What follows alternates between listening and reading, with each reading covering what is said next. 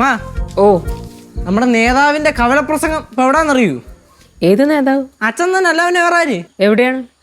സാധാരണ എപ്പോഴും പാല് മേടിക്കാനൊക്കെ പോണത് അങ്ങ് ജംഗ്ഷനിലല്ലേ? ആ ഇപ്പൊ അവിടെ അല്ല, നമ്മുടെ ഈ വളവിലുള്ള തമ്പിയണ്ണന്റെ കടയില്ലേ, അവിടെയാണ് പോണത്. അവിടെ ഇപ്പൊ പാലും കിട്ടുമെന്ന്. ഓ അത് ശരി. നമ്മുടെ അടുത്ത് പറയും ഞാൻ ജംഗ്ഷൻ വരെ പോയാണ് പാല് മേടിച്ചോണ്ടിരുന്നത്. അതാകുമ്പോ അത്ര നേരം കിട്ടുമല്ലോ ചർച്ച ചെയ്യാൻ. എന്താടാ? അല്ല നിങ്ങൾ അച്ഛനെ ഇപ്പൊ ആ ജംഗ്ഷനിലെ എന്താണ് പുള്ളിയുടെ പേര്? ജംഗ്ഷനിലല്ലേ പോണത്? അല്ല തമ്പിയണ്ണന്റെ കടയില്ലേ, അവിടെയാണ് പോണേന്ന് ഇപ്പൊ. ഓ പാല് മേടിക്കേ. ഇപ്പൊ ഞാൻ ഇങ്ങോട്ട് വന്നപ്പോ ദൂരെന്ന് കണ്ട് ഭയങ്കര ചിരിയും കളിയും സംസാരവും. സംഭവം നേരെ നിൽക്കാൻ പോലും വയ്യ. കടയുടെ കമ്പിയില്ലേ, അതിങ്ങനെ പിടിച്ച് സ്റ്റെപ്പിന് മുകളിൽ കാലും കയറ്റി വെച്ചിട്ട് ഡാൻസ് കളിച്ചോണ്ടാണ് സംസാരം. നിനക്ക് അച്ഛനെ കൈയോടെയും വിളിച്ചോണ്ട് വരാൻ പാടില്ലായിരുന്നോ? അതാണ് അതിലും വലിയ രസം. ഞാൻ വിളിച്ചില്ല, നോക്കി ഇങ്ങനെ ജസ്റ്റ് ഒന്ന് നോക്കിയതേ ഉള്ളൂ. ഇഷ്ടപ്പെട്ടില്ല ഞാൻ നോക്കണത്. തിരിച്ചൊരു ഒറ്റ നോക്കട്ടോ. എന്നിട്ട് എന്നോട് ചോദിക്കണ്ടേ, പിന്നെ കയ്യിൽ പാലൊക്കെ ഇരിപ്പുണ്ട്, ഇന്നാളെ പാല് കൊണ്ടുവന്ന് പറയണ്ടേ? പറഞ്ഞില്ല. പിന്നെ ഞാനും ചോദിക്കാൻ പോയിട്ട്. അതെന്താണെന്നറിയാമോ, എപ്പോഴും ഉള്ളതാണ്. നമുക്ക് ഇഷ്ടപ്പെടാത്ത എന്തെങ്കിലും അച്ഛൻ കാണിച്ചിട്ടുണ്ടെങ്കിൽ നമ്മളെ നോക്കിയിട്ട് ഒരു കൃത്രിമ ഗൗരവം അങ്ങോട്ട് കാണിക്കും. അപ്പം നമ്മൾ അടുത്തേക്കും ചെല്ലൂല, ഒന്നും ചോദിക്കേയില്ലല്ലോ. അതിപ്പോൾ പുതിയ ബുദ്ധി കണ്ടുവച്ചേക്കുക, ഒന്നും ചോദിക്കാണ്ടിരിക്കാൻ. ഞാൻ എന്നിട്ട് ആ കടയിൽ നിൽക്കുന്ന പയ്യനോട് ചോദിച്ച്, അച്ഛൻ ഇപ്പോൾ എപ്പോഴും ഇവിടെയാണോ പാല് മേടിക്കാൻ വരുന്നതെന്ന്. ഒരു മാസമായിട്ട് പാല് മാത്രമല്ല വേറെ നല്ല അള്ള സാധനവും മേടിക്കാൻ ആ കടയിൽ തന്നെ ചെല്ലുന്നതെന്ന്. അപ്പോൾ ഞാനവിടെ കറങ്ങി ചുറ്റി നിന്നപ്പോൾ എന്നെ അത്ര അങ്ങോട്ട് പരിചയമില്ലാത്ത ഒരാൾ അച്ഛനോട് ചോദിച്ച്, ഇത് ബാലുവിൻ്റെ മോനല്ലേ എന്ന് മാത്രം പറഞ്ഞുള്ളൂ, വേറൊന്നും പറഞ്ഞില്ല.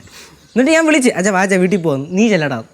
ഇന്ന് രാവിലെ എണീറ്റിട്ട് കട്ടിലേൽ ഇങ്ങനെ ഇരിക്കുന്നു, എണീറ്റ് വരണില്ല, അവിടെ തന്നെ ഇങ്ങനെ ഇരിക്കുകയാണ്. അപ്പോൾ ഞാൻ എന്ത് പറ്റിയത്? അപ്പോൾ പറഞ്ഞു ചെറിയൊരു തല ചുറ്റിലെന്ന്.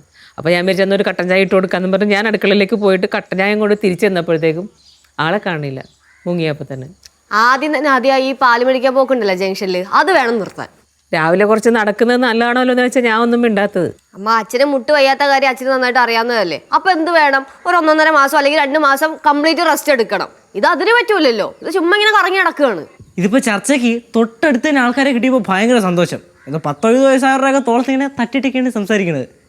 എന്തോ ഗവൺമെന്റ് ജോലി നിന്നൊക്കെ റിട്ടയർ ആയവർ. 16 വയസ്സ് തൊട്ട് 60 വയസ്സുള്ളവർ അച്ഛൻ്റെ കമ്പനിക്കാരാണ്.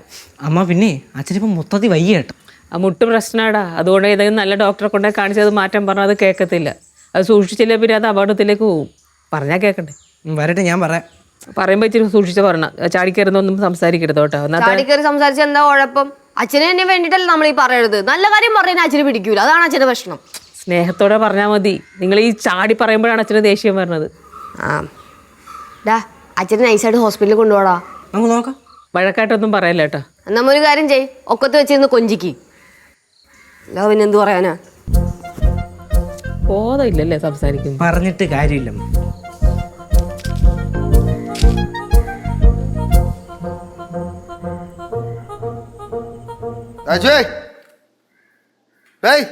ആ എത്തിയ അച്ഛൻ തന്നെ ഉണ്ടേ കൊടു. ഞാൻ കൊടുക്കൂല. എന്നാ കടയുടെ ഫ്രണ്ട് വെച്ച് കണ്ടപ്പോൾ അച്ഛൻ എൻ്റെ പാല് തരായിരുന്നല്ല, പാലും തന്നില്ല, മൈൻഡ് പോലും ചെയ്തില്ല. അത് നീ മുഖം വലിച്ചേരി വിടുന്നു കഴിഞ്ഞാൽ ഞാൻ പാല് വരുമ്പോൾ നീ വാങ്ങിച്ചിട്ട് ആൾക്കാർ മുമ്പ് ഞാൻ നാണം കിടൂലടാ. ഇല്ലടാ, അച്ഛനിപ്പോൾ ഇവിടുത്തെ കടയിൽ നല്ല പാല് മേടിക്കണേ. ആ ഇടയ്ക്കിടയ്ക്ക് ഇവിടുന്ന് വാങ്ങി. ഇടയ്ക്കിടയ്ക്കല്ല, ഒരു മാസമായിട്ട് അവിടെ തന്നെ പാലും മേടിക്കണം, ബാക്കിയുള്ള സാധനവും മേടിക്കുന്നു. നീ രാവിലെ എവിടെ പോയത്? ഞാൻ ചേച്ചി എടുത്ത് കുറച്ച് കണക്ക് കൊടുക്കാനായിട്ട് പോയത് സേവാനന്ദത്തിലേ. കുറച്ചുകൂടെ കഴിഞ്ഞാൽ ചേച്ചി ഭയങ്കര തിരക്കിലാവും. രാവിലെ പോയോണ്ട് ചില കാര്യങ്ങളൊക്കെ കാണാൻ പറ്റി. എന്ത് കാര്യമാണ് കാണാൻ പറ്റിയത്? അച്ഛൻ രാവിലെ തല ഇറങ്ങിയാച്ചാ? ആ ചെറുതായിട്ട്. ഇങ്ങനെ ചെറുതായിട്ട് തുടങ്ങുന്നതാണ് അവസാനം വലുതാവുന്നത്. ഒന്ന് പോയി ടെസ്റ്റ് ചെയ്യാൻ പറഞ്ഞാൽ അത് കേൾക്കത്തില്ല. ഇനി ടെസ്റ്റ് ചെയ്യാൻ പോയി ഏണി ആവാടി. ഡോക്ടർമാർക്ക് കഴിഞ്ഞാൽ അവന്മാർക്ക് അത് പറഞ്ഞ് ഇത് പറഞ്ഞ് എല്ലാം കൂടെ കുറേ ഗുളിക കഴിച്ച് തരും. തീർന്ന് എൻ്റെ കിഡ്നി അടിച്ചു പോകും. ഇത് കണ്ട ടെസ്റ്റ് ചെയ്യാൻ പോയ ഡോക്ടർമാർ കുറേ ഗുളിക എഴുതി തരും പോലും. ഇങ്ങനെ കുറേ തെറ്റായ ധാരണ കുറേ ആൾക്കാർക്കുണ്ട്. ഈ ഡോക്ടർമാർ വെറുതെ അല്ല ഗുളിക എഴുതി തരണത്, അസുഖം മാറാൻ എഴുതി തരണേ.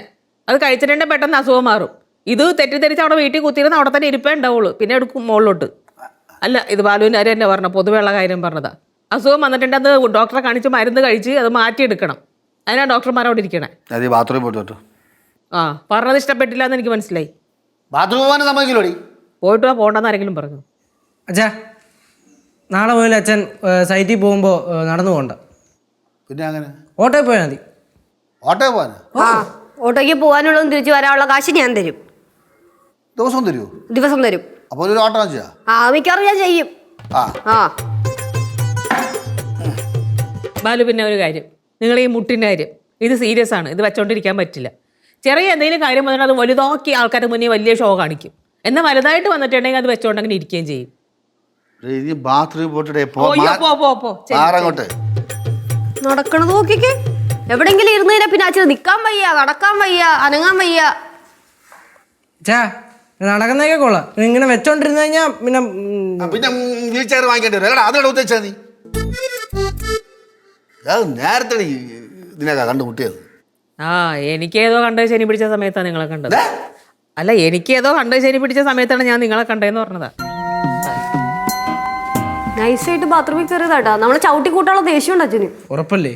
ആ ഇന്ന് 2 എനിക്ക് കിട്ടിയാലും കുഴപ്പമില്ല. അച്ഛനെ ഹോസ്പിറ്റലിൽ കൊണ്ടുപോയിട്ടാണോ? കാണാം.